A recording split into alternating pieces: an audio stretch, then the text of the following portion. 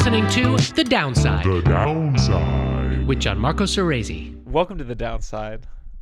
I am Welcome to The Downside. in Los Angeles. Russell's not here. No! There's going to be a couple episodes when he's not on the pod while I'm in LA, but we're going to mix it. You can't tell me that once we're already here. You thought he was going to be here? And I wouldn't have come. Sure. Well, I'm glad you did. Me too. I obviously haven't been outside today.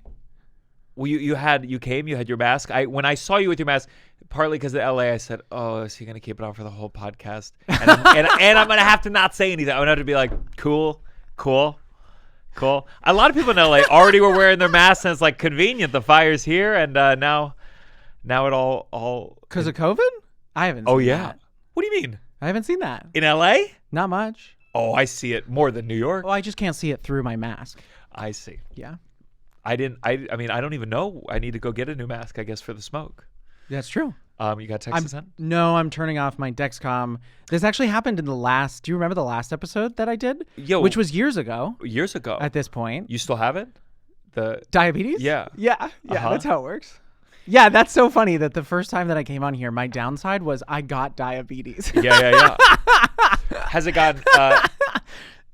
you were like, what's something that's annoying you? And I was like, getting diagnosed with an incurable diseise. Is it old? It's very annoying. Is it still annoying? Has it faded into the background of your mind? Can I be honest? I think about, like, if I got diabetes, I would. Oh, I'd be unbearable. It sounds to my mind like a fucking nightmare, to be honest. Oh, it's so annoying. Yeah. It's less annoying, but it's so annoying. It's just What's the hardest part? The hardest part is going low. So low blood sugar. Blood sugar, basically, you just like have to manage your blood sugar because your pancreas doesn't work anymore. So I'll do a take to the camera. So your pancreas doesn't work anymore, and so now you have to act like your pancreas. You have to try to estimate the amount of insulin to give yourself. Insulin, it manages your blood sugar, like every time. Carbs are the big thing that affects your blood sugar, which is a lot of different So you get an foods. alert that says you're low. Yeah, I do, or I'm about to go low. And so you have snacks in your bag? I always have snacks in my... Well, what kind of snacks are we talking about? Purse, sure. Let me see it. So we always have a big-ass purse because she's full of snackies. Well, there's a glucose tabby. Glucose tab? Well, so you need like a bunch of different... Sure. Great, we're just going to get right into it. So you have this, which is actually zero sugar. So if I'm hungry and I don't have time to pre-bolus... I know you don't know what that means, but it's basically like you have to wait 15 minutes before you eat if you have carbs so that the insulin has time to kick in. So this won't affect my blood sugar. Okay. And then you have like complex carbs, which is things that will affect your blood sugar if you go low. And so it's good. You just need like a bunch of different kind of carbs to like manage your diabetes. So the part of it being low and needing to catch up, that's less stressful to me than what's the other end? Can it go too high? Well, yeah, but when you go low, it sucks. You feel it. Yeah. Yeah. It's like you get shaky and you think you're gonna die. Every time. I mean, it's different intensities for different people, but it sucks. Because I have snacks too. But mine are like. I'm getting into beans, legumes. You trying to bags connect. of like trying to connect like a normal person. I also have snacks. I have legumes. I have various different root vegetables. But can you eat a cookie? You can eat a cookie, yeah? Yeah, I can have whatever I want. I just have to give myself my insulin before.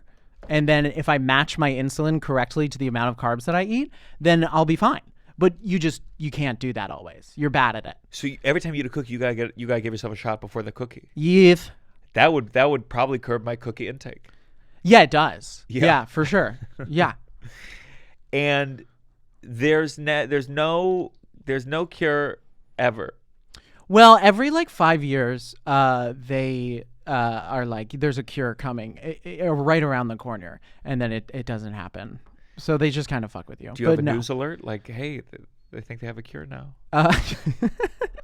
No, I mean, I'm guessing you could put on like a news alert for if they cure type 1 diabetes. Yeah. But no, I don't think so. Are all the people working on it, do they have diabetes themselves? Because I feel like that's the motivation you need to actually do it. I have no idea. Just I would a lab imagine filled with Go Macro bars. Well, I was gonna say it would probably like be the least productive lab ever. They can't get anything done. Welcome to The Downside. My name is Gianmarco Soresi. Again, for listeners at home, I'm in LA, spending 3 months here, but I'm going back to New York. Russell's visiting. We're doing episodes, but we're recording this not that early. If you've been reading, I got a very warm welcome to Los Angeles. There are fires within 2 days of me being here. Wait, when did you get here? Monday. Okay, girl. Sunday. I got it. Yeah. I got in last night. Oh my God. And like nobody knew what was going on here. Yeah. Because we didn't have Wi-Fi on that plane. And Oh, so wow. we land. Well, Did you first see it of from all, the sky? I didn't. I'm assuming some people did. They must have. And then I feel like if you see the city you're flying into burning, you should turn to the person in the middle and be like, "Hey, just so you know." Yeah. Let's go to San Diego. Yeah. Just get a little heads up. Your house is burning, something like that. And so it's the worst turbulence you've ever seen. I mean, because of the winds. The winds was the reason this all happened. Scary? You were scared? Oh my God, I was so scared. Well, I'm scared every time I fly, but like everyone You still get was scared of flying? Yeah, of course. Oh, I've You've met me. You see my energy. You know my vibe. You know my energy, but I've numbed to it. But I used to have a little bit of fear, but at a certain point, my body said, "I can't do this every time." you and I have different bodies. Yeah. I still get nervous. I guess Which it's part? gotten Takeoff better. or landing? Both. You Well, landing is fine as long as there's not turbulence on the way down. You watch that South Korea video? No, Oh my God. I don't want to. Yeah, it's bad. Great. That was a land. I That was will- a smooth land. Then it didn't stop. Oh. Just kept going. Just kept going. Yeah, that's a new And fear. it's like, why is the plane decided to explode? Explode upon impact. Don't watch it. Unless you have a morbid curiosity. If I fall asleep on a plane, I'll have dreams of landing like into buildings. Like for whatever reason, the pilot lands into buildings. Oh, yeah. As opposed to like a direct hit, they just land. Like safely No. into the building. Do you visualize if it's going to land that maybe you'll duck and it goes over your head? Never. I duck a little. That's great. Just in case. I have flight dreams. I think I'll imagine like hitting birds. I think I still am. All I can think about when I think of flying is that Scully? Scully. I don't even know. I never even saw that movie. I didn't see the movie either. Yeah. But what happened? A bird went into the turbine? I think so. They like hit birds, and then that's to this day all I'm worried about. The only thing. Anyway, so I'm coming down, and like the winds are, as you know, the winds are awful. So it's awful turbulence. Like really, I think the worst that I've experienced. And like this past year, I've traveled almost every weekend. Yeah. Awful.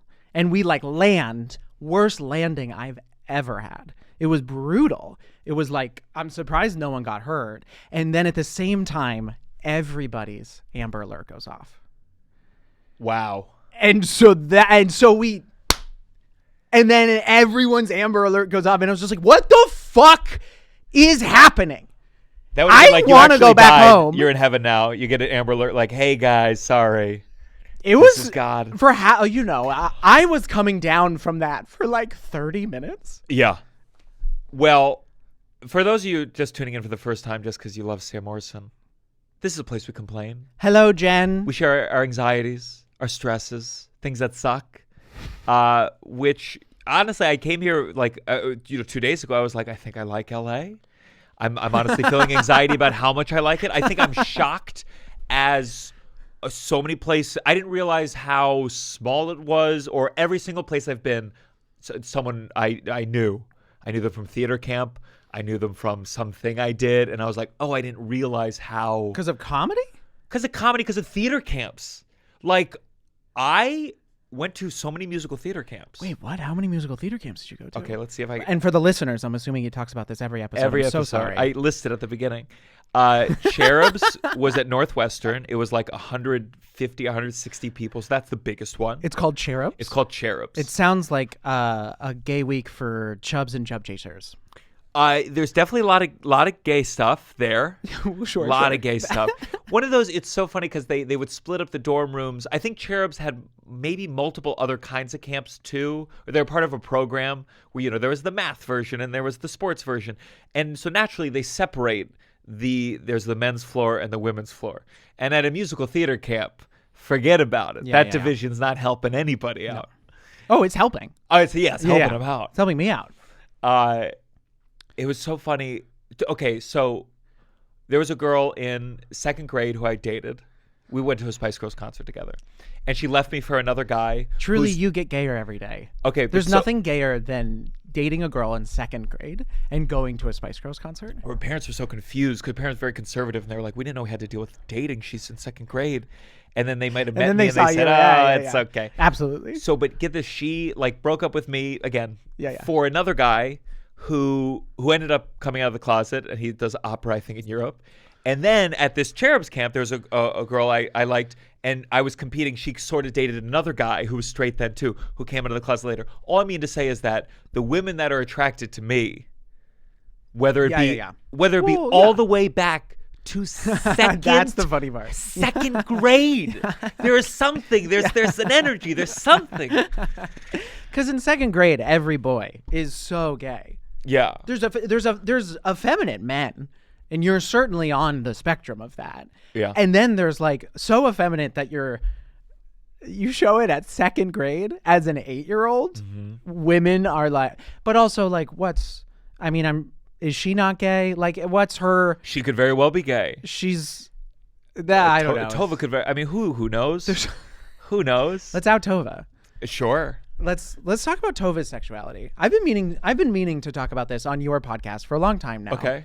I'm kidding. But the way you were down for it was crazy. I've been dying to talk about this. The way you were like, yeah, I'll betray my girlfriend. No problem. Let's go.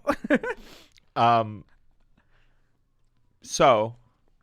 No. I want a quantity on the theater camps. Okay.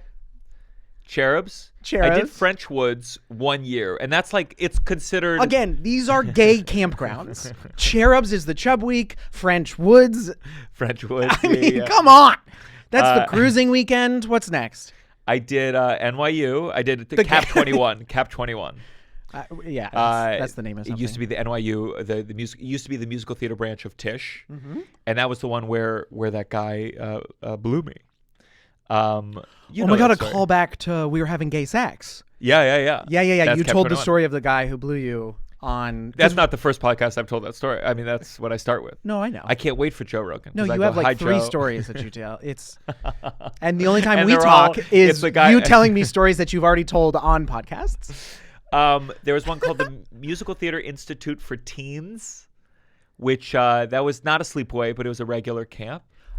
This is 4 already? 4, oh yeah. So how many years? You must have been going to different theater camps every year. I'm so confused. I did regular camps beginning of middle school, 4th grade, 5th grade, 6th grade, and I started theater camps every summer after that. I was 100%. So you did camps. I'm gonna be summer. A theater kid. Got it. I liked sleepaway camps are great. Did you do sleepaway camps? I did a competitive Jewish sports camp. In rural Massachusetts somewhere. What was the competition? What do you mean competitive? It was hard to get into, or the everyday? No, it was we played volleyball very competitively, and then I got bullied and didn't go back. How were you bullied? In which sense? I mean, I was 11 and tried my best to not get bullied. Were you good at volleyball though? I wasn't. Yeah, I was pretty good at the sports. And it was all Jews. It was there were some non-Jews, but it was 4 Jews. We went to services, and I don't know. We did a bunch of Jewish stuff. Did you like it? No, I hated it. Was it co-ed or just guys?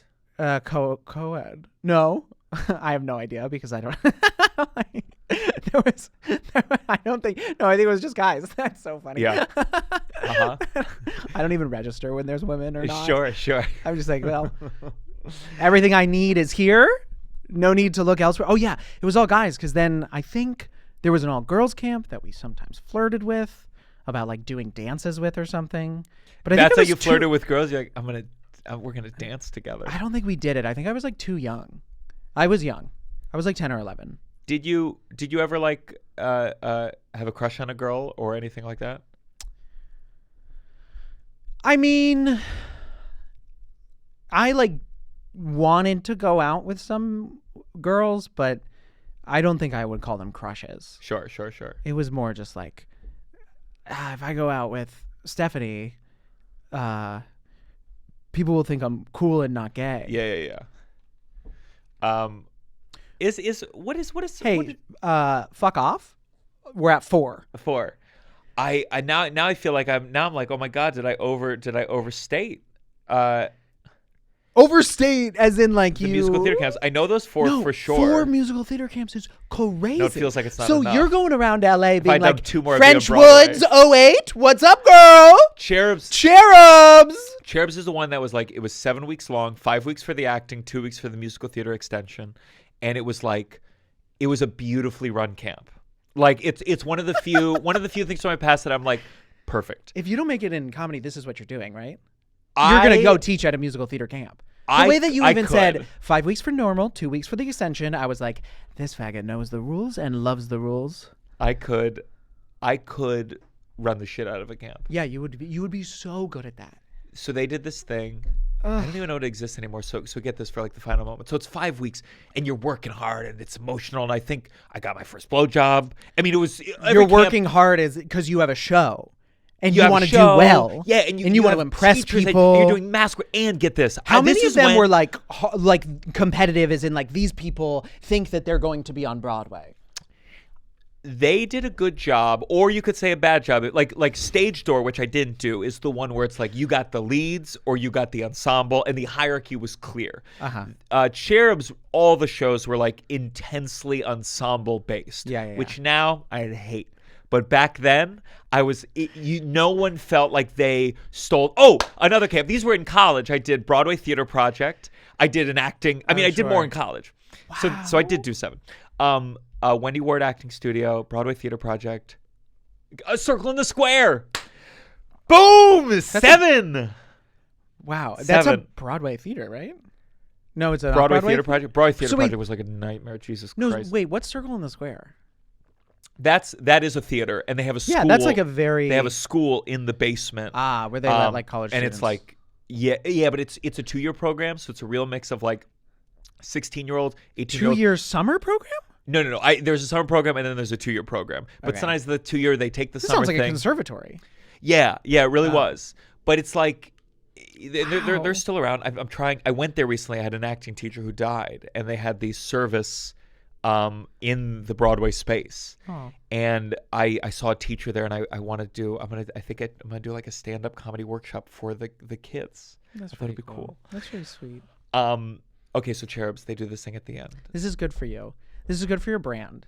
You really, You like, I could see you as like a super likable teacher on, a musical theater teacher. I don't know if I'll be super likable though, because the teachers that I loved. Yeah, but you care. I care. Yeah. But the teachers that I loved, they were harsh. Yeah. They were. You would be harsh. Man. Yeah. Oh, of course I can. But I don't know how harsh I can be. I think I have that voice in my head of like, someone's gonna say. You don't know how harsh you can be? Yeah. What? Yeah, I don't know if I can tell a 15-year-old like what the fuck is. I mean, I had to. Yes, you can. What the fuck is? Oh, I'd love to. Man, I'd love to yell at 15-year-olds for their own good. Yeah. You know? I feel like that's you all over them. That's you. Tell me your camp. What was? All right. Let's talk about Bower Crest. Power Crest. Bower Crest. Power Crest. Power Crest was the anti-Semitic camp. White. It was actually White Power Crest. Well, yes, exactly. Did you? How Jewish are you? Do you care about your Judaism? Just casual. Just in one word or less. Do you care about your Judaism? Does it mean something to you? Yes, of course. It does? Yeah. Mm-hmm. Yeah. I mean, I have never been like the let me learn Hebrew so that I can like read the prayers in their original language. Yeah. I've never been religious. Sure. I'm a little spiritual, but not even with Judaism really. I don't really care for most parts of organized religion, but like, of course, culturally, yeah, I had a Jewish upbringing. Of course. I mean, and that's like a part of me. You had a bar mitzvah? Mm-hmm. Was it themed? Well, this is going to make me seem a lot more Jewish than what I just said. Okay. It was in Israel. Okay. And Great. I like never wanted that to happen. It was actually my mom's like dream for that was her to happen. dream. I think so, yeah. Okay. Why was that her dream? And then the best part was I broke my foot like right before we left. Uh-huh. And the doctor was like, you shouldn't go. You can't go. You can't break your foot. It's like not famously the oldest city in the world, not handicap accessible. Uh-huh. And we were like, I don't know why, but we were like, yeah, fuck it, we're going. And obviously I was 13, so I didn't have much of a say in any of this. Sure. So I got, so there's crutches, and then there's also like that weird scooter thing that you like put your knee on. Oh, that sounds... And then you skate. And I was like, give me that. I want that. Cut to me just like skateboarding through the oldest city in the world. Yeah. But and that wasn't like even as popular as it is now. Like now you can say it to somebody and they can like imagine it. Back then, nobody knew what this thing was. I looked insane. Israel the scooter. Israel the scooter? No. You're saying no one knew what this thing was. You mean the scooter the thing? Scooter, this the was scooter. It used to be new. I guess I always assumed that was like You meant Israel? that was a tool of. I didn't know that was like a recent addition to the handicap. I don't know. All I know is that when I did it, everyone was like, what the fuck is that? And where did you get it? Yeah. And now you see it. Some people have it. People use it. I think it's just been popularized since. And were any of your friends there at all? No. That sounds awful. That sounds like the whole point of a bar mitzvah is to like see your friends. I have no comment. I'm grateful for the experience. I don't want to. I don't know. I don't want to get too much into it because like I don't want to like upset my mother. Oh, I see. Yeah. Your mom's gonna listen to this? A girl? I don't know. I don't think so. My mom listens to my podcast. I don't think she listens to my podcast appearances. I don't think my mom listened to my episode of We're Having Gay Sex. I don't think she knows how to find it. So a more meta question. Is that in the back of your head of I'm gonna hurt my mom's feelings?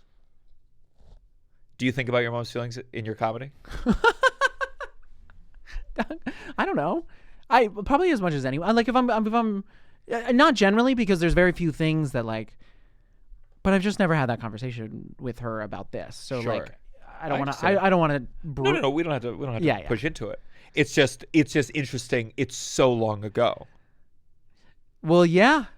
Here's what I had dinner with Thanksgiving dinner with my crazy dad. And at some point, a family member, we were talking about a woman who broke up with him like in the 80s. And the family member said like, oh, I remember you were devastated. And he said, why are you laughing? And we said, oy. In the 80s, it's done. It's in the past. I could talk about anything from the. I know. I could talk about any birthday. That's tough. Yeah. Well, you're dealing specifically with like when you're dealing specifically with like family member and hurting their feelings and like people's egos and like things that happen to them. I feel like you ever write a joke that your mom said, I don't like that joke? Yeah, most of them. You know, when you're first starting, and did you ever do this?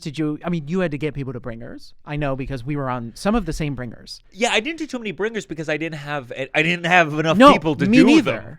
But the reason why I like had my mom come to bringers, and that was like the only time she saw my comedy for like years. Oh, really? Yeah. Early. Yeah, early. Like my first shows. Yeah.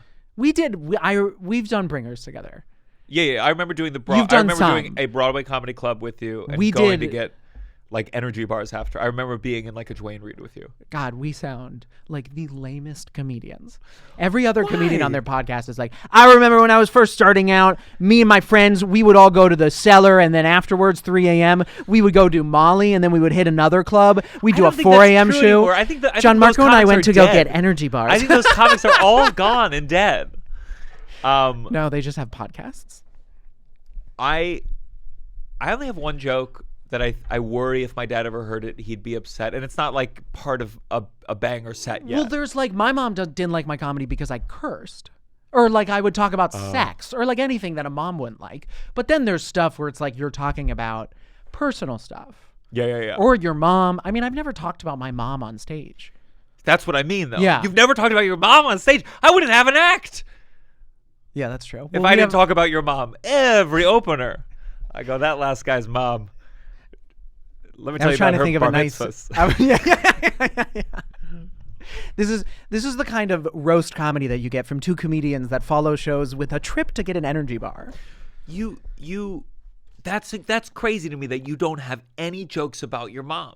Not because your mom is like worthy of mockery, but that's a huge relationship. That's a gold mine. Yeah, but I'm sure you have relationships with people that you don't talk about. That it's just like, I don't think I do. You talk about every single relationship that's important to you on stage. I think I talk about pretty much almost, and the only one I don't is a very specific reason that I will tell you off the mic, and you'll go, oh. You know what I was about to say, which is hilarious? What? I was like, well, my mom and my dad and I both have complicated relationships. The divorce was very messy. Uh-huh. To you. How old are you when your parents got divorced? Boo! Come on! Boo! That's my bread and butter. No. Look, I talk about very personal things. I just like I don't. But don't you think it's interesting? Don't you think it's interesting that you, and I forget if we talked about this on your last show, but your most recent one person show was about a partner of yours who died, and you are sharing. I mean, talk about opening up your heart and your soul, and it's like, but your family life. It's interesting that there's that division. That emotional division or that like, oh, I'm gonna turn that into the art. Yeah, it's just interesting. I think for me it like makes a lot of sense. I think like there's different, first of all, like when there's a story to tell, I'll tell it. Sure. You know, like if there's something that you want to talk about on stage, you're just going to talk about it on stage because that's the greatest thing about being a comedian. You talk about whatever you want. And if somebody wants you to talk about something else, it doesn't matter. Yeah. And so like this is just something that like obviously happened to me and is sort of all I thought about. Sure. And so that's what I talked about. And then also, you know, with that specific piece, it was also theater. And I was also able to talk about it in a way that wasn't just comedy and wasn't just making jokes and like was more meaningful and was more cathartic. Yeah. And I think probably like most, I have like, you know, because I had another storytelling show that was relatively vulnerable, but like a solo show. That's what I saw at 59 is 59. Hello, Daddy? Yeah, you did. Yeah. Oh, I forgot. That was really sweet. You saw my play at 59. And we both saw each other's terrible art. Wait, yours was good? Never mind. I meant good. I didn't. I was trying to make a self-deprecating comment. Yeah, no, it's self. Well, the term self-deprecating is self, not. I was trying to make maybe both of us deprecating comment. You know, it's also like maybe I'm just really comfortable with certain like relationships, sex, identity are things that I really comfortable talking about, and like when it comes to family life, I guess I'm not. Yeah, I think I guess there were so many things. There were so many like hypocrisies or just bullshit about my father the most, but everything that I never had anyone to reflect about it with. And I think that's what stand-up became. It was like, finally, I can tell someone this crazy shit. Well, that's how I felt about being gay. Uh-huh. And fucking dads. And I was like, oh, good. Now I can just fucking scream about it. Yeah. And also, it's like almost a defense mechanism to like not actually process it sometimes. Absolutely. And so you like, I think that makes sense that like, it's also the part that you are like maybe most insecure about and maybe wants to You know, it's the thing, like, I remember when I first started, I was like so contentious and like angry at the audience and was like wanted to be like, this is who I am and you're wrong, and I wanted to kill. And now, you know, I don't care about killing. I actually don't think I don't think comedy should be about laughs. But I think that part is like, especially in the beginning, and I think you were probably in some ways the same. It like lends itself to those parts of yourself that you like keep in and then want to unleash. Sure. Does that make sense? Yeah, it does 100%. I still just can't. I just never had like the relationship. Is it because you go, oh, I don't want to hurt this person's feelings? I mean, perhaps it's about the love for the person, or that you know that it would affect that person. For me, my dad literally can't. Let me tell you the one joke that I'd be nervous. Like, I mean, I talk about my dad cheating, being a bad dad, like blanket. The only joke that I don't think he's ever heard that I think he would go, don't tell that, is he had I say that I worry about I don't have enough friends. I'm going to wind up like my dad. If you ask my dad who your best friend is, he says Kevin. Right off the gate. Here's the thing about Kevin. Kevin died in a motorcycle accident when he was 17 years old. And it's a tragedy because I just wish Kevin had lived long enough for them to have stopped being friends. Because, and I think that's the only one that in his mind, that's a sacred, the only thing he might have sacred. And the only reason I'm scared, I'd be scared for him to hear that, is because I don't want to hurt his feelings. And maybe that's my question is that more of it, or is there nothing there? You don't ever have a funny thought? If he whether like, oh, I don't talk about certain things because I don't want to hurt your mom's feelings. No, I don't think I think like that. Well, I'm curious. If he said, don't do that joke, that hurts my feelings. Seriously, and I feel like it's like disrespectful. And it was a good joke that worked in a set that you were going to tape. What would you do? The real answer is it depends how vital it was to the chunk and how much I thought the chunk was important to be told. That's a good answer. I do have a very small list that will grow of jokes to be told about a person when they are no longer on this earth. Wait, what? That's the most disrespectful way to do it, isn't it? No, because it's not like I'm going to go on stage and be like, this person did that. I don't know.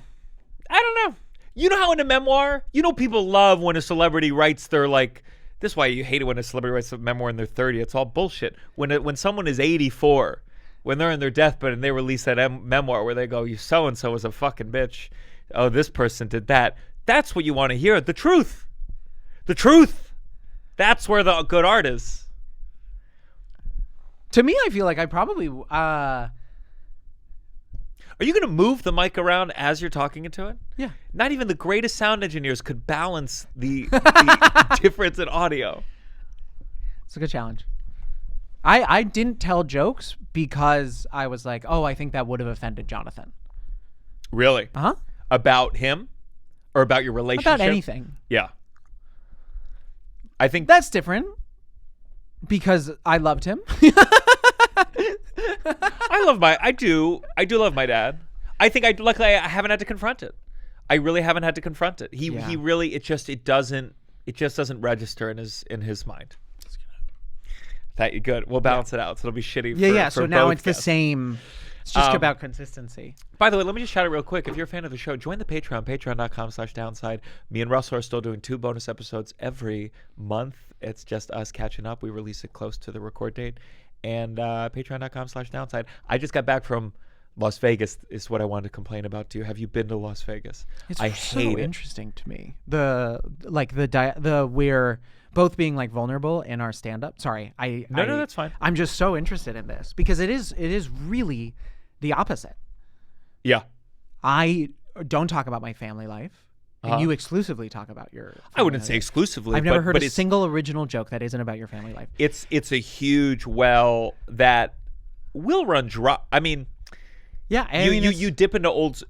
I think I have more stories where it's like I'm not interested maybe yet in kind of a one-person show, and by that I mean like a more narrative, where a narrative. Sure. A Birbiglia style storytelling. I could make like a shitty show. joke about one-man shows. I respect one-man shows. I just haven't had like a tale. You went to 7 theater camps. I respect. You cannot disrespect. I respect the one-man show. I just have never had I've never felt like, oh, this needs to be. I once tried to. I was like, oh, I'll cobble together. Are you a confrontational person? Would you say these things to your dad's face? No, I mean, I have confronted him way in the past. It's too late. Yeah, I wonder what that is. It doesn't stick anymore. He's too old. Sure. I have better luck yelling at a wall. He just. What if it was someone that? Do you joke about people that you're like? No, you do. Yeah. I mean, you have jokes about your girlfriend. You have jokes about your mom. Of course. There's a lot of people I have not confronted. I think about. But it complicates the relationship also. Especially when things are ongoing and messy. And that's what I was going to say at first, but like your situations are very ongoing and messy, I assume. I don't know. Well, you talk about like weddings and like dinners and I'll tell you one. I'll do it now. I'll do it now, like something that I feel like I never really confronted. I mean, so you're right. I do have my areas. I had a voice teacher. Sometimes I can't tell, like, oh, is this the cowardly thing? You're going to talk about it on a podcast. You don't even tell it to the person's face. But then I go, I don't think they're going to hear it. I think it's far enough in the past. I think this podcast is not quite big enough, but maybe they might. And maybe that's okay. Well, you control the edit also. You can edit it as out if you don't want to. Oh, I'd be, if I hate it when people ask to have something edited out, period. I would be hard pressed to do it myself. I'd be so mad at myself. That's not I had a teacher. I ask for it all the time. I can't wait. I can't wait. Every time I said, Mom, can we take that? I'll be like, oh my God. Can we say we did my bar mitzvah in Palestine? So, I see that smile. That I had a voice teacher who I feel like at a young, tender age really promised me that their technique was infallible. I think it's like the closest I've ever been to. I've had like 2 big teachers in my life that I put a lot of faith into, and then I did not reap the promised rewards, and I learned that these people will promise you the moon and the stars. And this person kind of taught me this technique that if I did this technique, I would be like infallible as a singer. I'd be able to sing high and low and opera and blah, blah, blah. And I practiced like a madman. Like the way that I do or did with stand-up comedy, like hours in sound booths, just constantly. And they told me things like, oh my God, you're singing so strong. Every college you applied to for musical theater, you're going to get into like that. And I bought it. Yeah. I bought it. Of course. And then I went to college and I continued to study with this teacher, even though the college said like, we want you to study with our teachers. And to be fair, I don't think my college had like great teachers or teachers that gave me like, oh, you know what you're talking about. I think voice is really up in the air. And I believed this person, and I practiced these techniques, and I saw them for 3 hours every week over Skype. And, you know, sometimes I felt like I was getting better, and then other times it felt like and ultimately I got to senior year, and it's like I really hit this like wall that I started like taking voice lessons again, and like certain things have been working in a way that they now didn't. You're taking voice lessons? Yeah. And I go. This whole time I was just trying to piece together why you're in LA for 3 months. Yeah. And I feel a refreshed like bitterness of like this person kept making me think like follow them, and eventually it just petered out. But I thought I'd get into every college. I thought I was going to be on Broadway, and I ultimately like did not explore other people and other techniques and question because I believed in them, and they presented themselves as infallible. Yeah, and I fell for it. Yeah, and you know, I've never confronted. I just wimp out. I just kind of gradually disappeared from that person's life. But I have a lot of rage there, so I'm not a confrontational person. Or I feel bad. I feel like I don't know what I don't think I should feel bad, but I also don't see any use in confronting them. That you wanted to talk about on stage? Have you thought about? I think you know what, I came away from that play. I did that. I had a friend who ultimately helped produce it, but they said like everyone writes a play about their ex-girlfriend. I was the first of a million people, and yeah, I had my own thing on it, but I always am confronted with well, who the fuck cares? I would look at your one-man show and I go like, that's a story. You had. I mean, to speak in a crowd, you had a lover and a partner, and they fucking Gianmarco, died. you do stand up about like parents getting divorced. But I'll make. But it you funny. do it in your own unique way, and you make it funny. But that's the thing is like all art is derivative and has been done a million times before. I know, but what am I? I don't. When I have the thing. The same way that you said, when I need to talk about it, I'll talk about it. When I have the thing where I'm like, here's an arc. I'm not. I don't. If I'm gonna do a one-man show, I want everyone either to be. I'm not saying do a one-man show. I know. I'm not saying you have to wait until your girlfriend and/or boyfriend dies to. But let me tell you what they do. Solo show. I told Tove, I said, there's one way to just launch my career. Yeah, and let me tell you, even then. Okay, sorry, you wanted to talk about No, I do want to talk about Vegas. this. Tova's worried that the fire. So Tova was in Katrina. She was in New Orleans when Katrina happened. So she's been getting PTSD from these fires. Oh, no. Because her family, she was 15, and they ultimately moved to Tennessee. But we were looking at the map, and there's little flame emojis, and they're gradually encircling us. I mean, they're probably around us right now. Yeah. And we lightly, jokingly, we said, if the fires come, You just got to put water emojis, the wet emojis, over the fire emojis. then it's fine. I don't know why no one's done it. We said, would we die in a fire together, or would we try to, she take Klonopin, I take Ambien, and then we die snuggling each other? And then I thought, let's just shoot ourselves in the head. But then I'm like, we're in LA. Not enough people have guns here. I don't even know where we'd get a gun in Los Angeles. Gianmarco, what the fuck are you talking about? So a fire's coming for you. And you can't leave? You missed The such emojis an are circling us. Hypothetical. The emojis are circling us. We look Context. outside. Fire everywhere. But when your house is on fire, you leave. Yeah, but there's nowhere to leave. The house is on fire. It's circling. the whole we look there. There's a neighborhood circle. is It's just on a circle, fire. and it's just slowly encroaching in. And you're just in this scenario. You ignored all the warnings to I evacuate. said I got a podcast. I got to make it. We already booked it. This does sound like you. Okay, this is realistic. Yeah. Yeah. You were creating content about the fire. You were like, how do I monetize this? And then you were like, actually, if I can create up this plan and then I can kill Tova, then my career will take off. She's a good sleeper. So my fear is she's going to take the Klonopin and she's going to fall asleep peacefully. I'm going to be wide awake and burn in the fire.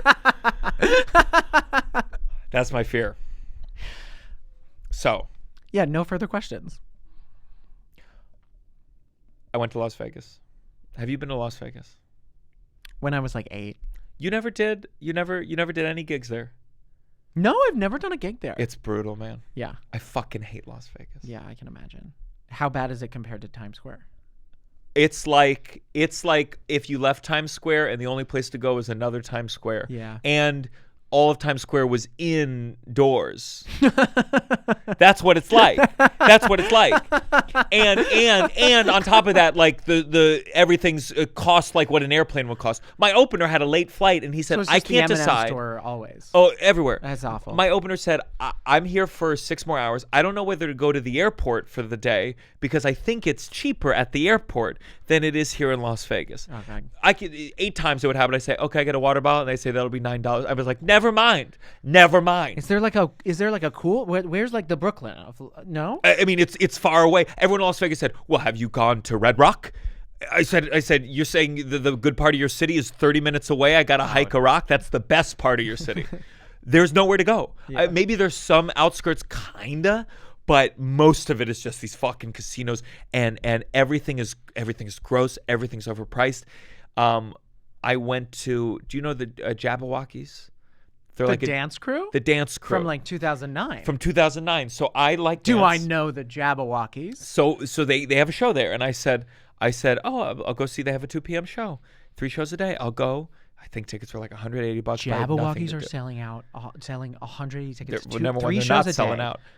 And by the way, one of the smartest things Jabberwockies did is they wear masks. These are not the original Jabberwockies. Yeah, I smart. think really smart. with a day's work, I could be in this show. The moment I sat down, I said, "You fucking rube. You fell for it. You fell for the guy selling tickets for LOL in Times Square. You fucking idiot. You're in showbiz and you fell for this." I sat down. The moment I sat down, I said, "Oh, no." How much were tickets?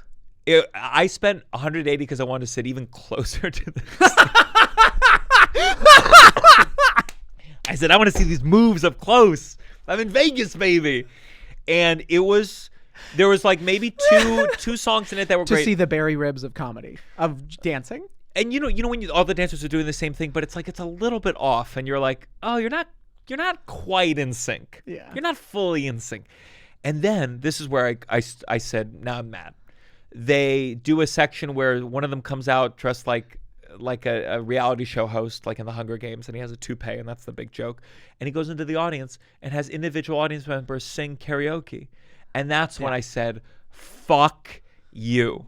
Fuck you guys. You tricked me into watching fucking Times Square bums sing. No, that's on you. There's all these shows there, and you go, some of these shows look interesting to me. And they're all the watered down, but there's bullshit still the version. Idea of like a Las Vegas residency. To me, as even today, that has some weight to it. Nothing. Don't do it. There's not a single musician. There's not. I'm sure if I went to go see Adele or Usher, I think he has a show there that people always say is. Some of them maybe, but I also imagine a lot of them probably. They're there for. I mean, Adele was there for like a year. I'm sure she clocks in. Yeah. Maybe she's doing it well, but a lot of any show where they're doing 3 times a day and that's their general schedule, it's gonna be a bad show. I wonder. The bar is low. There's like Las Vegas residents that go to Broadway and then they see you see Strange Loop and they're like, they fucking tricked me. Sure. The New York Times. I bet you, it was terrible. I saw David Copperfield. I did the Cellar there like a year ago. I think it was the closest Tova and I have ever come to breaking up is the week that we spent in Las Vegas. Truly. 100%. She'd say the same. If we were on like the Newlyweds Game, that's exactly what we'd put on. What was the week that you almost broke up? Las Vegas. Las Vegas, when we had to pay for the Wi-Fi on the laptop. That's in the hotel. That's when we almost broke up. Las Vegas. When the coffee cost $9.50 and the omelet was $38 and it was the worst omelet I'd ever tasted in my life. Las Vegas. With the oxygen bar by the elevators. And it was just the inconveniences and the prices? It's like, listen, some things scam you in life. Did you go for work and she just happened to come with you? Yeah. And this is at a time. And you were like, let's make it into a vacation. Yeah, I said join. I said it's a weekend. I was going to be a week there because you do a spot. You do 2 shows a night. Which, by the way, I'm about to start doing. What? I have a weekend here. Boyfriend, come along. Well, it depends what kind of person you are. Help. As someone who's about to get into this turbulent waters. I say to Tova, because sometimes I go to Tova's office, and I say to Tova, you have to understand the green room, that's my office. And I know it's 9 p.m. But I'm the king. Oh, she comes with you to the comedy club. Sometimes. Uh-huh. Well, we've learned a lot of things along the way. Yeah, tell me everything. I mean, Prepare sometimes. Me. Well, this is your green room. You're headlining outside of New York City. You're in Des Moines. You're headlining. Yes. You're in the green room. There's an opener. There's a feature.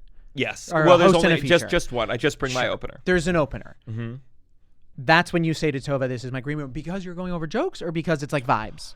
Vibes. I think like. Well, the vibes for you is going over jokes. Yes. Yeah. Well, I've gotten a little bit better. And I don't know how neurotic you are pre-show. Oh my God. I mean, you know exactly how neurotic I am pre-show. Well, for me, it's like there is a real difference. If I'm in a space where I'm trying to do new material, I'm taping something in February, so I've been doing a lot of shows where I'm like doing the same set. It's so boring. Oh yeah. God. But is it a 5-minute set? No, I'm gonna film an hour. Oh. Yeah. Why are you doing the same set then? You get to work on. Yeah, but I mean, but it's different from like notes, and I come up with 8 pages, and it's insane. Yeah. My life could be a lot easier if I wanted it to. No, this is the most neurotic I would ever be. Is like Yes. right before filming the hour. Oh yeah. But I'm assuming it's material you've been doing for a decade. Sure, but I go, well, it's terrible. I can't believe I've been doing this. Are for you a over? decade, Do you think you're yet. over editing? No, I think I'm in a good place right now. But we'll see. Yeah.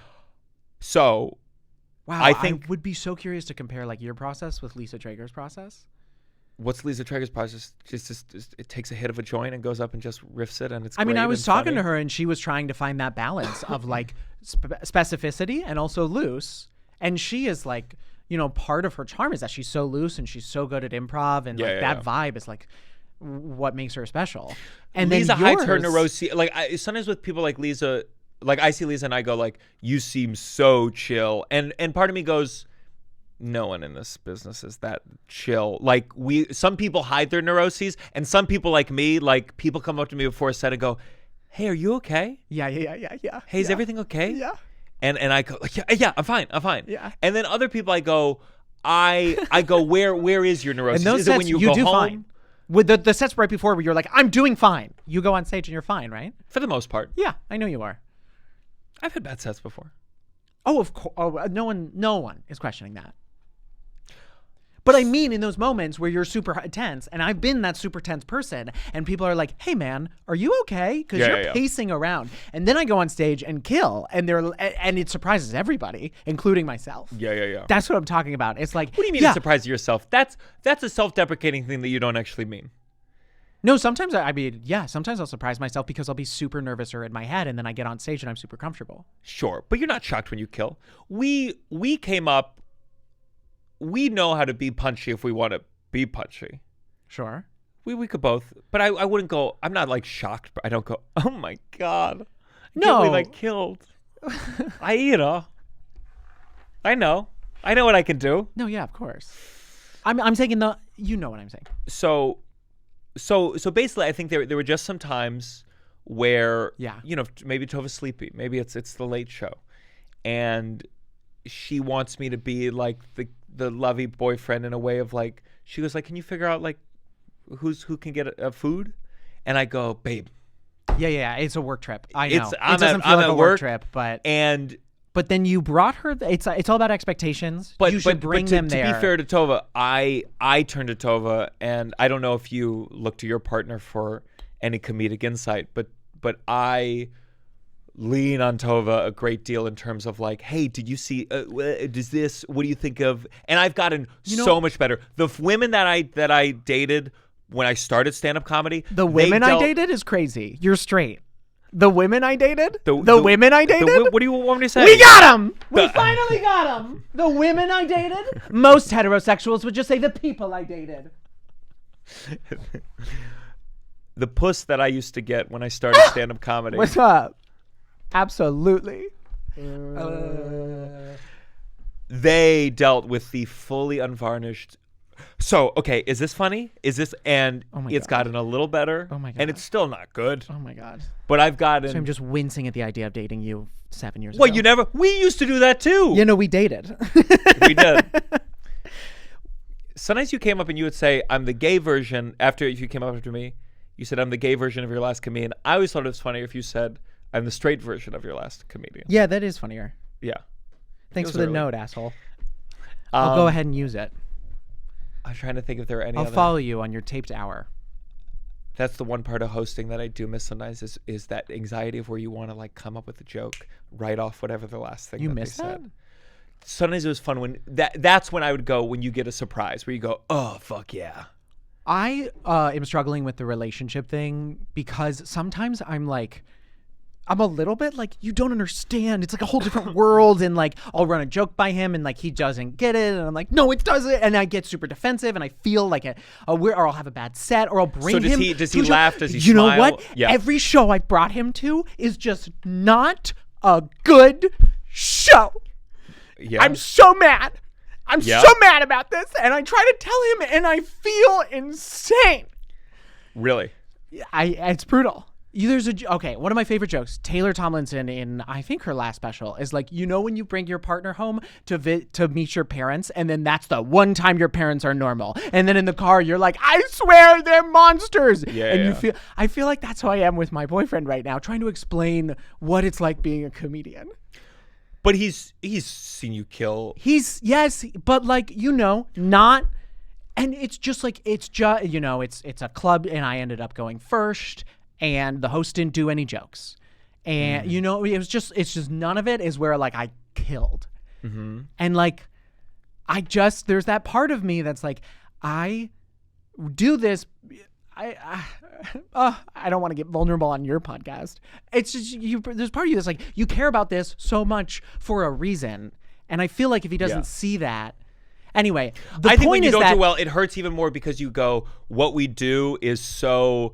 ethereal. What's her skill? We go on stage and we talk. Yeah. And if we do not succeed at the thing that is that, then we got fucking nothing. And also, we sacrifice so much, and our partners sacrifice so much for that nothing. And so I'm like, I need you, of all people, to see me the way I see me. Yeah. You sound just as difficult as me. What? You sound just as difficult as me. Oh, I'm a nightmare. Yeah. Oh, I'm a nightmare. Oh, I didn't say that. 4 years into dating Tova, you guys have been how long have you guys been dating? 4 years. Okay. So 4 years into dating Tova, so now. I've gotten like a little better if I don't do well in front of her. If you I'm on still a lineup, have it 4 years in. If I'm on a lineup where other people you've been murder, dating for 4 years. Of course, it never goes away. When it goes away, you're gonna not be gonna okay. be good anymore. That's sad. It's gotten better though. That's sad. That can't be true. Yeah, it's sad. Art is not supposed to be like, No, you should be able to create art without. And you should be able to eat French fries and have a six-pack. It's just the way the world works. Perfect. Artist your whole life. You're gonna kill yourself. It's still gonna hurt a little. If it meant nothing, then what's gonna drive you to get better? It'll hurt a little, but like I feel like your partner should be your like one place where you're like, I know she knows that I am one of the best comedians in the world, and she sees me the way that I see me, and I don't have to worry. But I don't always see myself as right, and they I don't know. All I'm saying is it gets better, but just like by this much. You think that the day that you don't need the validation is the day you won't be a good comedian. The day I don't need the validation, I won't get on stage. Is that true? I'll just go make dinner for... No, it's fun, and you're good at it. And you get like new layers of meaning. Don't you? Wouldn't you say? Wouldn't you say that like it has a different meaning for you now than when you first started? Yeah. And in some ways, more meaningful. And in some ways, beyond just I made the audience laugh harder than any other comedian made them laugh. Sure, but I look back at that old self sometimes and I'm like, he wrote some really tight fucking jokes. I do too. And sometimes I'm like, would I be a better comedian if I had the same desperation as that person that was going to 7 open mics a night and was in that same headspace? But I'm not. Well, sure, but that's when you pivot into one-man shows. So let's... I'm going to go burn in a house fire. Okay, hold up. You okay? Yeah, Tova told me to keep my phone on. Oh, you might on. Okay, good. It wasn't that bad. I love you. We gotta wrap this thing up. This is the downside. Perfect ending of the downside. Follow me, Samuel H. Morrison. Follow the podcast. Yes, we're gonna try not to die. See you guys soon, hopefully.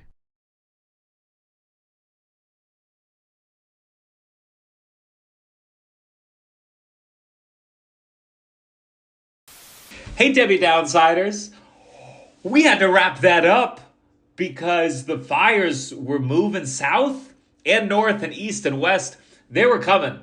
And I have a girlfriend who was looking out for me. And I promised her I'd keep my phone on for the podcast recording. And I did not fulfill that promise. And for that, to her, if she's listening or in the room next to me as I'm recording this right now, I'm sorry. So we're going to pick it back up where we left off with Sam Morrison. Thank you for listening. Welcome back to The Downside. Sam, how are you? I'm never been better. I'm having just a fantastic 24 hours as like a chill person without anxiety. It's been fun. Sure. Did you get back up slightly? Your head is the full. There we go. There's that beautiful Elmo sweater. Very cool. Did you get the fake emergency alert on your phone? Yeah, incredible. Oh my incredible. God! So for those of you not here, we got an alert, and it was pretty blanket statement. It said, "Get out." It said, "Grab your dog, get the fuck out." And so Tova called me. And it was addressed to all of LA. All of Los Angeles. It was Los Angeles? Go.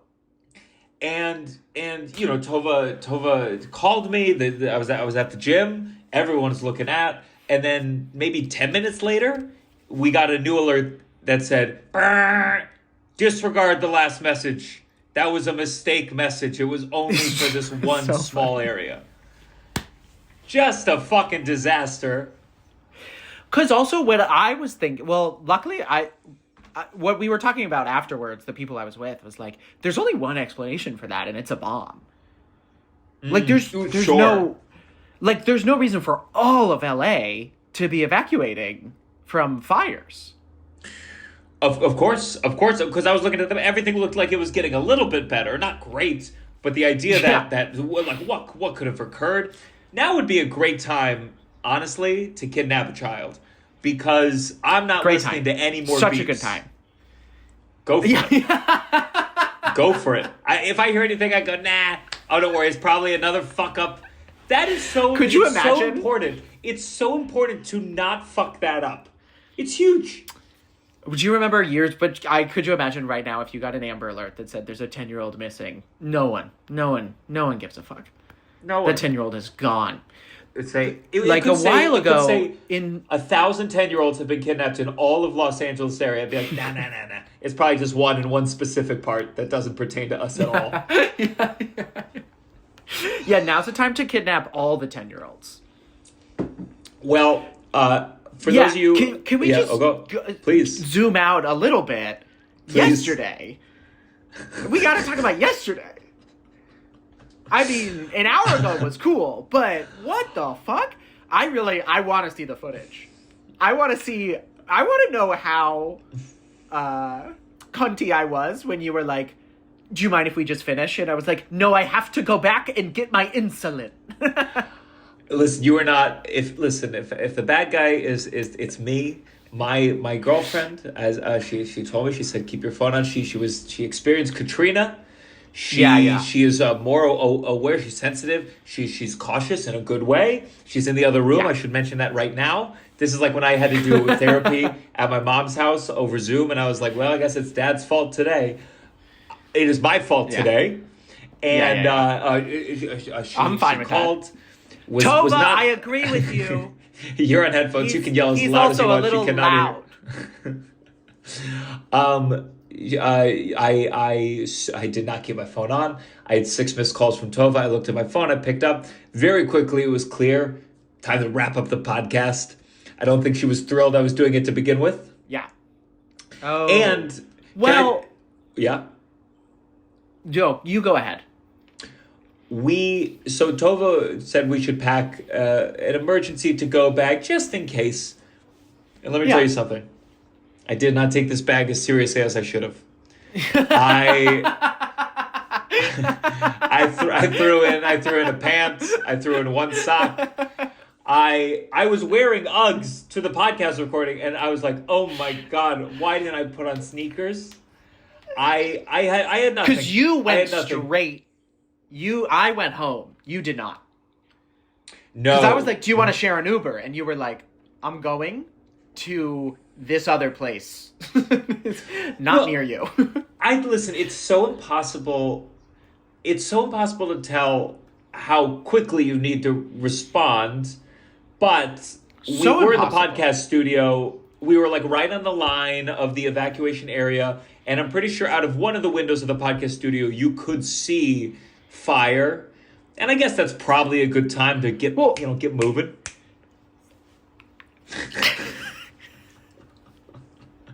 I get it. Let me just say this. You gotta. You're on the internet. What are you doing?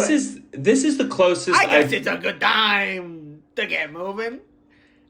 I will never. For context for the listeners, this was a podcast studio on Sunset Boulevard. So we were right on the line of neither of us, I think, knew this. When what happened was I got a text from my boyfriend, and I got like 3 texts during it. And I was like, what's going on? And then I checked, and it was like, hey, you, there's a fire that broke out right near you. Just want to make sure you know what's going on. And then pretty quickly you checked your phone, and you saw these messages, and it just seemed like it's a fire. It just seemed like fire. And then he was like, you can see it through the window, and it just, I didn't know about evacuation zones. I didn't check anything. I called my roommate. My roommate said, I'm packing my stuff. We're going to go when you get here. And I was like, well, he's lived in LA his entire life. If he's doing that, then this is, because we're not LA girls. We just moved to LA. This is our welcome. In my defense, they're saying this neighborhood's on fire, and I have to go to my maps and go, where is that? How many miles away is that from where I've lived? I've been learning about all the neighborhoods, and in a way now there's less for me to learn. I go, I don't need to learn about that one anymore. It's stopped existing. But that's what it's. In my defense, I look at this map, and it's very overwhelming. I barely know the map, let alone there's pink lines and there's red lines, and so we're okay. I'm back home. You're still at a friend's house. So we went home. I panic packed all the stuff because I didn't pack a to-go bag, which I think is very funny that you didn't take the to-go bag seriously. There's something really funny about that. I don't know if that's just like the little morsel when I see you as a friend, and I'm like, maybe he is straight. Just that you didn't take the to-go bag seriously. Tova sent me. It was some post. There was it was a couple. And the guy, he was responsible for getting the to-go bag. He forgot to pack his girlfriend's panties, but remembered his balding spray. And I really connected to that on a personal level. I was like, yeah, that's me. I gotta say, packing the to-go bag, especially me, I'm so distressed. I mean, I forget insulin, like my insulin pump, half of the time I leave the house anyway. And then I'm like, what's most important? And I had to, you have to decide between... And then, of course, it's like, do you bring, the ashes of a loved one, or do you bring a third crop top? Oh, my God. And you know what I chose, but that's a hard decision. I mean, the ashes are going to survive the fire a second time. You know what I mean? When I get back, sorry, the ashes got bigger. Sorry, I have more ashes now.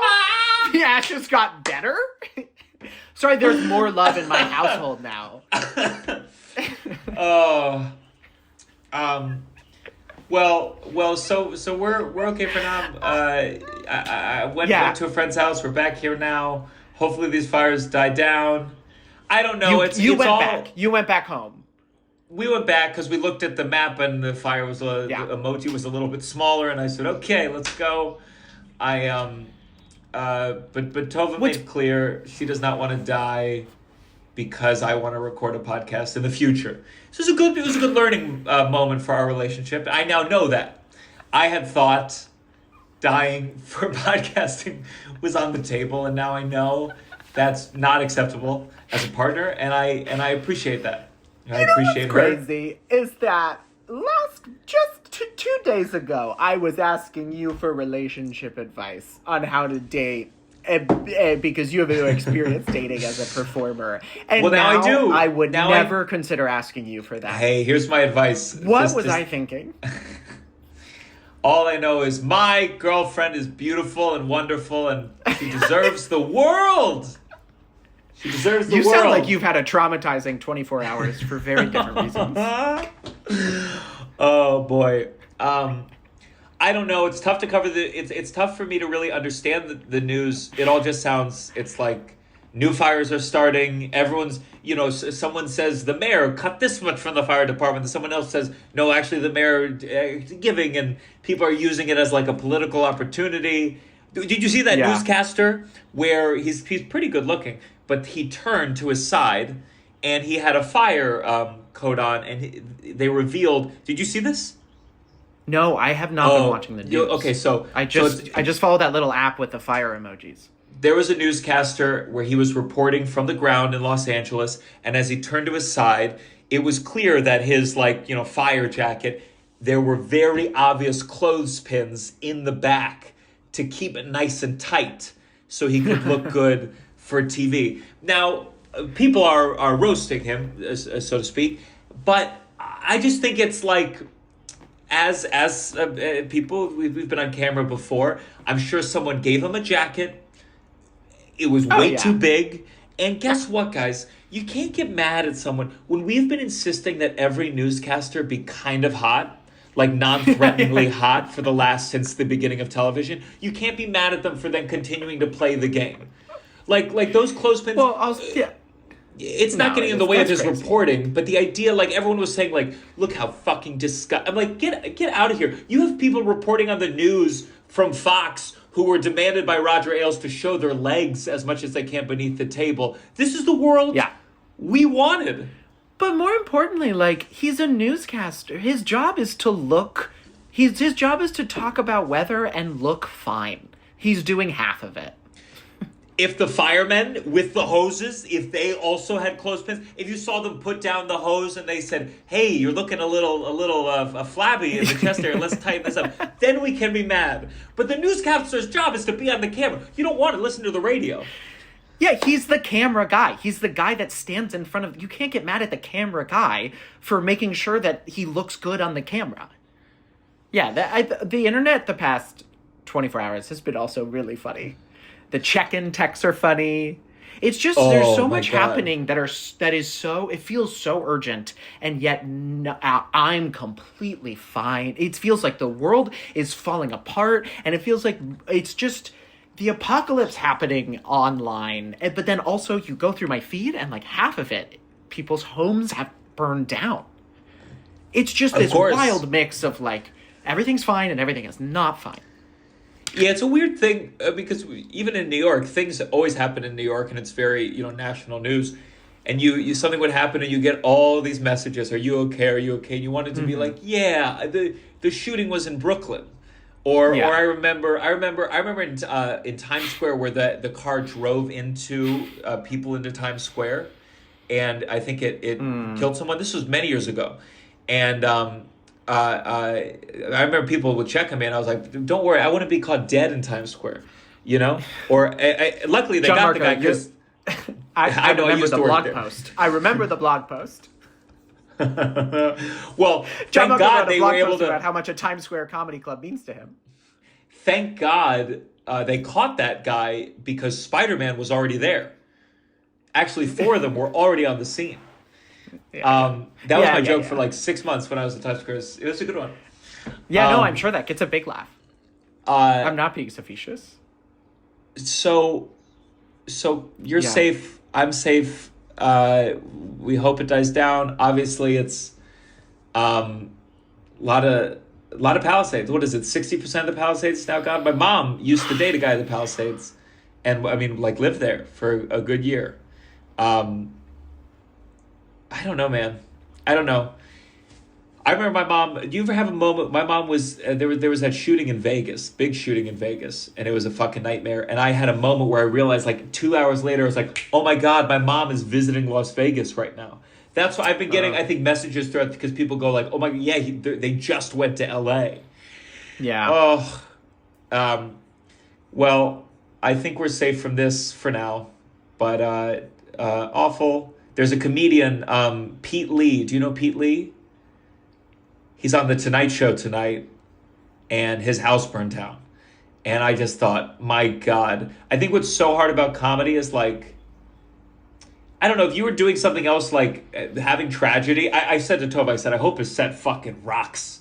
Because what's tough about comedy is, like, even if you're really, like, feeling shitty, that doesn't necessarily mean that, like, you're gonna nail it in the comedy. Like, comedy, it's if you're running a marathon and something tragic happened, you could be like, I'm gonna use this to fucking fuel me in my pushing myself. But comedy is tough. Trying or being inspired doesn't necessarily make you funny. But luckily Pete's a very good comic.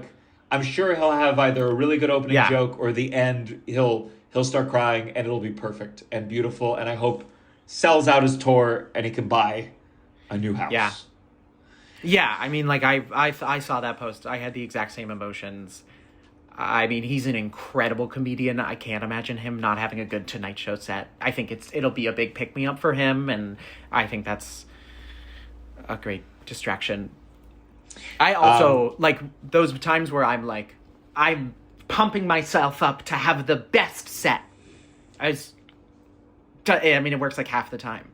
Yeah, half the time. I just think it's what like sympathy. Unfortunately, sympathy doesn't help comedy. I think that's what makes comedy kind of a tricky art form. Like if you ever say to guys, I'm going through something real bad right now, please laugh. It doesn't make people laugh. It's just true. That's the magic trick of. Trust me, I did comedy about my boyfriend dying, and I thought it would be easier. Is there any like overall thing that you learned? I mean, obviously, in the one-man show realm, there might be more room, allowance, but in talking about death or losing someone in a stand-up comedy club, were there any like lessons or anything that you learned about how you get an audience to be able to laugh with you in that realm? I think a lot. Probably most of them I can't articulate. It's really hard. Yeah. I think it's even harder than most people would think, especially in a comedy club environment. I think the biggest thing is like most comedy clubs, they don't want to see you doing art. Like, they don't want to think you're thinking you're doing art. They don't want to see you work through things. They don't want to see something real time and vulnerable. That's not true. They do want to see something real time and vulnerable. I think what I'm saying is just like, you, as long as if you make sure you're feeling okay and the audience knows you're feeling okay. I get that. I think there's something probably really honorable in a lot of people's heads that's like, I'll go on stage and I'll talk about this thing that just happened to me, and I'll be very vulnerable, and I'll unpack the trauma with the audience, and it'll be this sort of like communal grieving process. And I think that can happen, but I think in a comedy club, they want to feel that you're in control, that you're okay, that what you're doing is helping, and that you're able to like control the situation and are in control of it. Well, let's go on to our next segment. This has got to stop. This is a thing that we do on the show, something that needs to stop. Big, small, personal, tiny. Do you have a this got to stop, or do you want me to start with mine? Yeah, we're still doing this segment today? I'm gonna go ahead and say. That's how the show goes. It'd be like with the Tonight Show, and you say, "Oh, there's a tragedy, so no Pete Lee tonight." That would suck for Pete. You got to do it. You got to stick to the. No, I know. I'm just saying. I think my this has got to stop is probably going to be fires. The encroaching fires. The encroaching. I feel like it's. I mean, it's top of mind. How about this one? This has got to stop. Gotta stop. I said it here.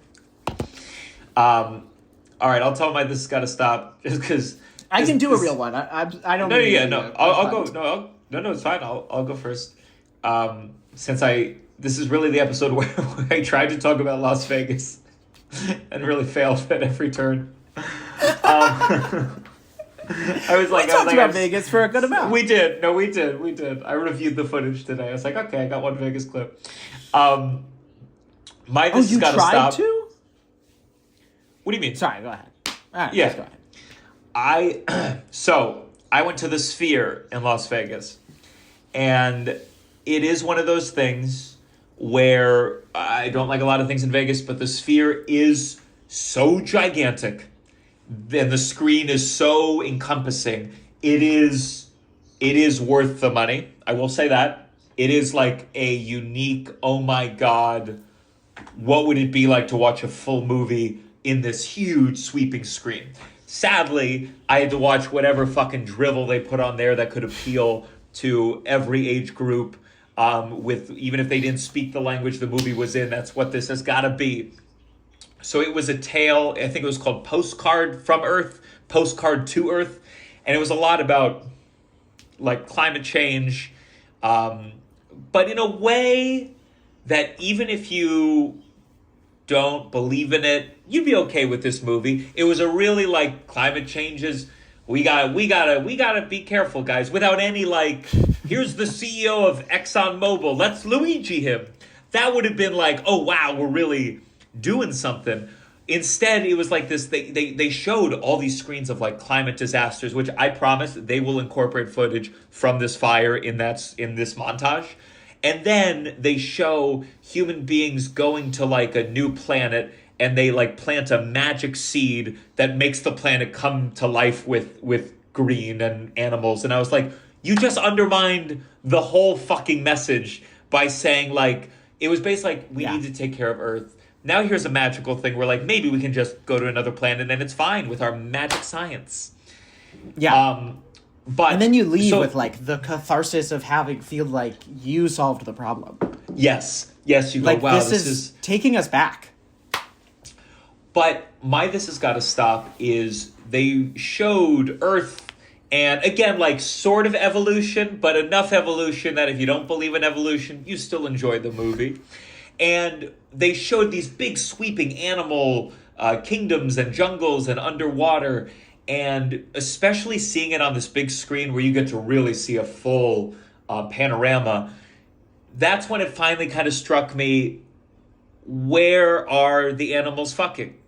None of them are fucking. None of them are shitting. None of them are pissing. None of them are really violently eating each other. It presents the animal kingdom in a way that's sanitized, and it's insane. Now, I did clock at one point, you saw a tiger from behind, and you did see a little bit of tiger balls, but there was no scene in the whole animal kingdom, in the sphere, where you're seeing every aspect of the world. I didn't see a single dick. And that's not the world. What do you want tiger dicks? What do you want?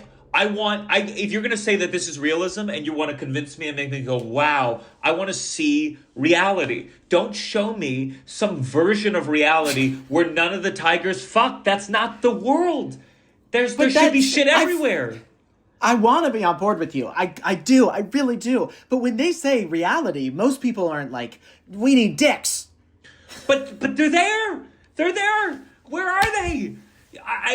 They showed like their version of showing like, hey, the animal kingdom can be brutal. It was a chameleon like eating a gnat.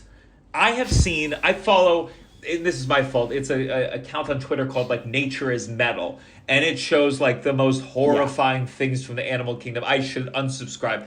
But it's also a good reminder of what the world is. And I think human beings, whether it be like Pixar movies, which by the way, very few dicks in those, whether it's go off. Especially, children need to be seeing more of those. Dr. Dolittle. Okay, so this doctor can talk to animals, and there's points where he talks to cows, and at no point do the cows say, hey, why did you eat my son? Because he tasted a little better. Where are the animals going? They're not friends. You think they like us? You think a cow likes us while we're eating it? And people get this view. I think we need to confront the world as it is, because that's the only way to confront who we are, and then decide, do we want to be better? And that starts with lion cock. I'm on board. I'm 100% on board. Let's. I wish I had something to cheers. Fuck. Do you have this got to stop aside from fire? Okay, you know what's really been pissing me off, and I don't have a great reason why, but I'm a family man. The term I'm a family man. Stop saying it.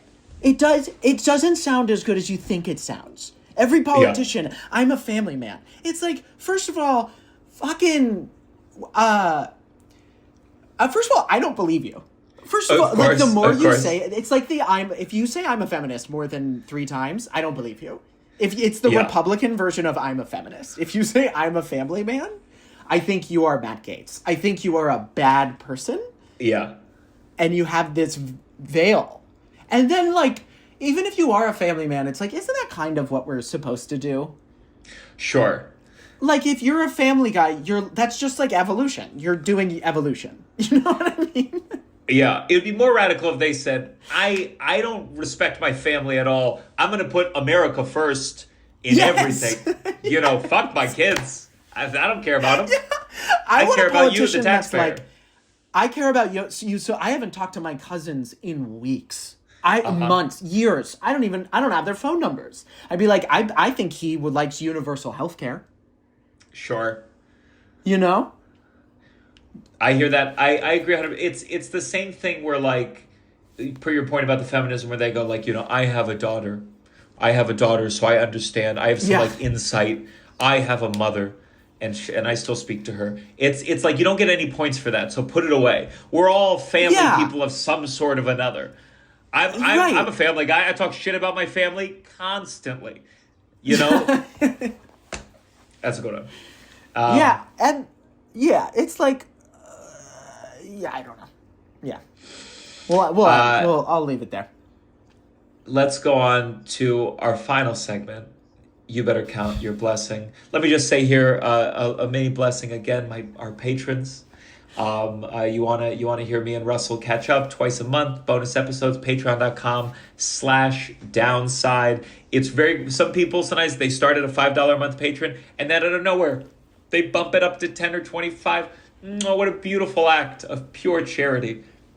So thank you guys. My blessing, it's no question. You know where this is going. My girlfriend Tova Silverman. Let me tell you something. I would not be here right now if it weren't for her. She listen in every couple, you got to have someone. You have to have neuroses that balance out. And I have more health neuroses, I think, and I think someday that'll come in handy. With Tova. I'm hoping someday it comes in handy. I'm hoping someday I can benefit Tova's life. Someday. We're 4 years in, not yet, coming soon. But I think Tova is the one making sure that we don't die in a fire or a flood. And I think I'm learning that I am more of that person that goes like, it's gonna be fine. And that's not good. So thank you to Tova. Always. I think that's amazing in a lot of ways. Ew, gross. Do you have a blessing, Sam? My blessing. By the way, for a gay guy, your tongue, the speed with which you can move your tongue, because you don't need that. You don't need that for what you do. Yeah, and Gianmarco, what I do is eat pussy. You know that. I know that. Everyone knows that. Anyway, back to the podcast and your segments, which cannot be altered despite the circumstances. I am grateful today, genuinely, this comes from the heart, for Tova. Because without her, I do think that I would still... Tova. Because I'm pretty sure, without her calling you and saying, you have to go right now, you would have forced me. You would have strapped me into a chair. You would have locked me and thrown away the key and said, finish the podcast. I need the content. You burned to death because you're in favor of burning to death in podcasts. So thank you so much to Tova. And I guess as sort of an afterthought, also my boyfriend who did the same thing and was actually the reason both of us stopped. Yeah. But mostly Tova.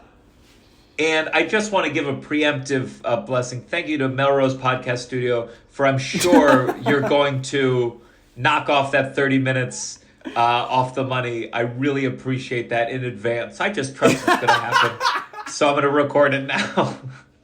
Because, we're all just trying to get by. That's crazy. And my God, multiple angles. That's a steep you, price Melrose. tag. Thank you, Melrose Podcast Studios. I appreciate that too. They have burned to the ground now, but we really appreciate you supporting us instead of them. Yes. Sign up for the Patreon. Where can people find you, Sam? This is coming out in like a week and a half. Samuel H. Morrison on Instagram. And I realized I also think I plugged right when I was leaving. I was like, I gotta go. I gotta go get insulin. Samuel H. Morrison. And then I think Sure, I do think we're probably cutting it a little bit earlier than that, just because so we don't capture the full phone call with my girlfriend before we ended the podcast. So plug it again. Plug it again. No. I think that part. I don't know. Samuel H. Morrison. Follow me. Linktree in bio and sign up for tour alerts. I will text you only when I'm touring your city. Yeah. Great. Listen to our episode, me and Sam, of We're Having Gay Sex. Sam's a frequent co-host on that podcast with Ashley Gavin. Listen, I'm going to be in Canada this week, but it might all be sold out. Maybe tickets for Hamilton, January 23rd, London, Ontario, January 24th. The weekend after that, I'll tell you what, this is not sold out. Bakersfield, California. Bakersfield, California, what many are calling the new Los Angeles. So check it out, January 31st, February 1st. After that, Punchline San Francisco. We're adding a bunch of shows, so check it out. But they're selling fast. And then after that, it's my special taping. So be on the lookout. I think we're gonna add a Silver Lining in Los Angeles at the Comedy Store. That's my new material crowdwork show. That'll sell out. And then we're adding shows at the Elysian before and after the special taping. And then a weekend after that, I'm fucking off because we will have taped the special, which my wonderful girlfriend is actually watching a draft right now to give me some notes. So Thank you all. Stay safe if you're in Los Angeles. Yes, Sam. I forgot one. Can I plug something? Please. So sorry. I'm really excited. I'm doing Telluride Gay Ski Week, which is a whole thing, in February. Go check out that. I'll be doing Sugar Daddy, which is the solo show, which we've been talking about on the podcast. And yeah, just follow. If you sign up for the Linktree in my bio, you'll get updates on that. It'll be coming back to New York soon. So thank you guys so much for listening, checking me out. Sam, feel free to use that Ashes bit. I feel like there's something there. I forgot about that. It'll probably be the clip, but also use it. Who cares? We use the jokes in every which way we can. And then again, not again, but for the first time, Paige Asachika, our producer, who is surreptitiously watching on this Riverside chat. Thank you for moving and grooving with us. A lot of good episodes coming up in LA. I'm going back to New York, so they're definitely going to be some with Russell too, and I will be back, so don't worry. He is doing well. He is safe and sound. Thank you for listening. This is The Downside. One last little note, guys. We will be sharing links below. We're still finding the right ones, but to help with relief efforts, helping people who lost their homes in the Los Angeles fires, or to help the fire department. So check it out below. We're gonna do all our research and donate to that as well. And thank you to everyone for those who are able to help during this fucked up time. Thanks a lot, guys. And climate change is real. And it's coming for us soon. So help out. This is The Downside.